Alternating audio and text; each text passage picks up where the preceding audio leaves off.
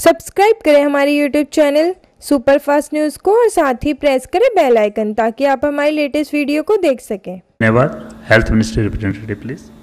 अब तक टोटल 2546 लोग क्योर हो चुके हैं, जो कि हमारी ओवरऑल क्योर परसेंटेज को 14.75% तक लेके जाता है।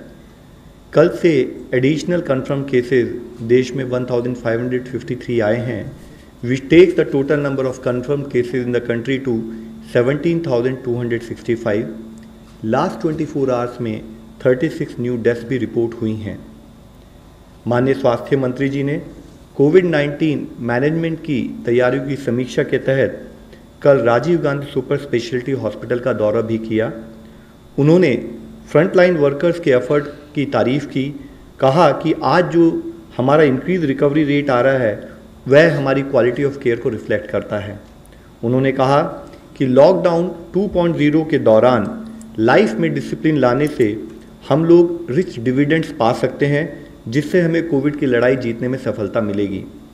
G20 एक इंटरनेशनल फोरम है जिसमें 19 देश और यूरोपियन यूनियन के नेशन मेंबर्स फाइनेंशियल इश्यूज़ के साथ साथ सोशियो इकोनॉमिक इश्यूज़ पर भी डिस्कस करते हैं। G20 के मेंबर नेशंस वर्ल्ड का 80% इकोनॉमिक आउटपुट, ग्लोबल पॉपुलेशन 2/3 और 3/4 जो इंटरनेशनल ट्रेड है उसको रिप्रेजेंट करते हैं। उस G20 के स्वास्थ्य मंत्रियों की कल एक वीडियो कॉन्फ्रेंस के द्वारा मीटिंग हुई, जिसमें कोरोना वायरस से निपटने के लिए कोऑपरेशन और कोलैबोरेशन के इशू पर डेलिब्रेट किया गया।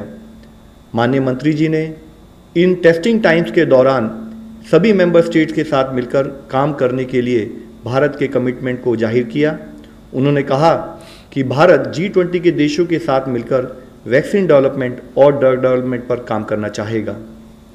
इसके साथ ही गवर्नमेंट ऑफिसेज के कामकाज के लिए स्वास्थ्य मंत्रालय ने अधिकारियों को एक गाइडलाइंस के द्वारा वायरस के स्प्रेड को रोकने में संबंधित प्रिकॉशनरी मेजर की सलाह दी है, जिसमें बताया गया है कि officials reusable cloth face cover use करें, डिसइंफेक्शन प्रोटोकॉल का स्ट्रिक्ट फॉलो करें, फ्रीक्वेंटली सोप या पानी से हाथ धोएं या फिर हैंड रब या सैनिटाइज़र को यूज़ करें और ऑफिशियल्स एक दूसरे के बीच में एडिक्वेट डिस्टेंस मेंटेन करें।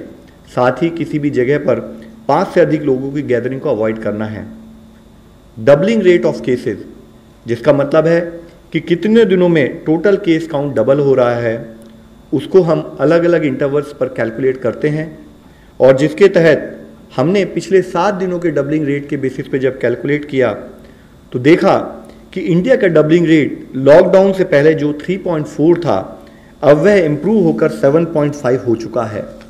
और इससे संबंधित और भी एक अच्छी न्यूज़ ये है कि अगर हम 19 अप्रैल तक का डेटा लें तो इस नेशनल एवरेज के तहत 18 स्टेट्स में नेशनल एवरेज से बेटर परफॉर्मेंस और बेटर इंप्रूवमेंट नोटिस किया गया है, जिसमें कि दिल्ली में डबलिंग रेट 8.5 डेज़ है, कर्नाटका में 9.2 डेज़ है, Telangana 9.4 days, Andhra Pradesh 10.6 days, Jammu Kashmir 11.5 days, Punjab 13.1 days, Chhattisgarh 13.3 days, Tamil Nadu 14 days और बिहार 16.4 डेज़। ये जितने राज्य हैं यहाँ पर 20 से कम करीब डबलिंग रेट नोटिस किया गया।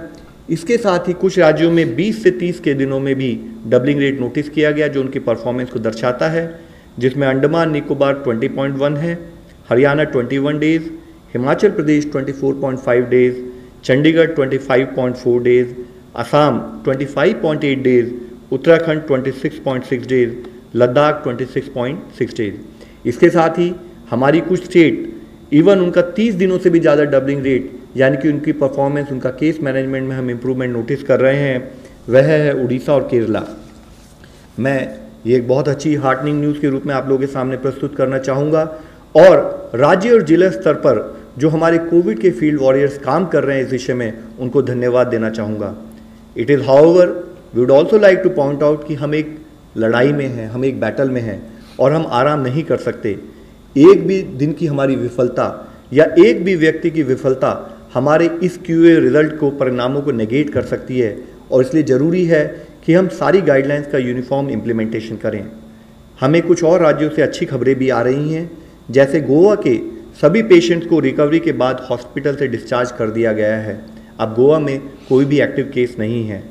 इसी तरीके से जैसे कि कल आप लोगों की दृष्टि में लाया था, माही और कोडगू, इन दोनों जिलों में जहां पर कि पिछले 28 दिनों से कोई केस नहीं आया था, उसमें एक और जिला जुड़ गया है, वह है पौड़ी गढ़वाल उत्तराखंड से।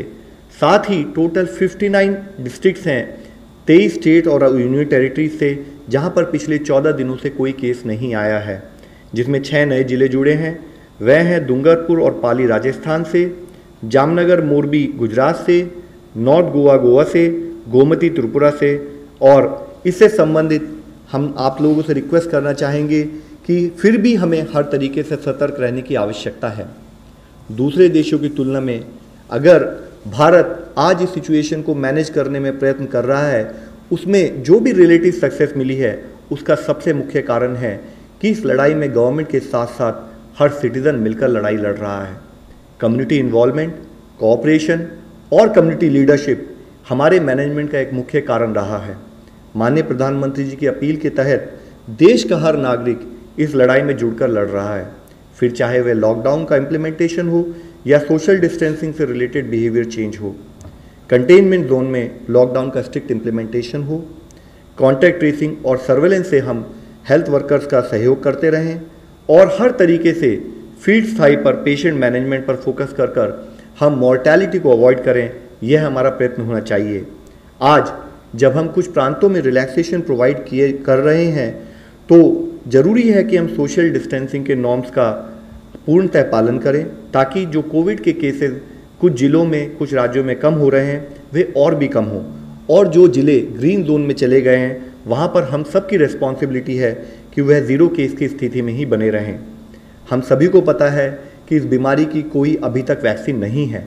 इसकी अब केवल एक ही वैक्सीन है जो हमें सबसे ज़्यादा इफेक्टिव सपोर्ट करती है, वह है सोशल वैक्सीन यानी सोशल डिस्टेंसिंग। इसीलिए फिर आप लोगों से विनती है, आपके द्वारा सबसे विनती है कि काइंडली हमें सपोर्ट करें कि सोशल डिस्टेंसिंग और प्रिवेंटिव गाइडलाइंस का पालन देश का हर व्यक्ति एक जिम्मेदारी के रूप में करता रहे और बिहेवियरल चेंज के रूप में अपनी ज़िंदगी में अपनाएं, ताकि हम इस लड़ाई से जीत सकें। धन्यवाद।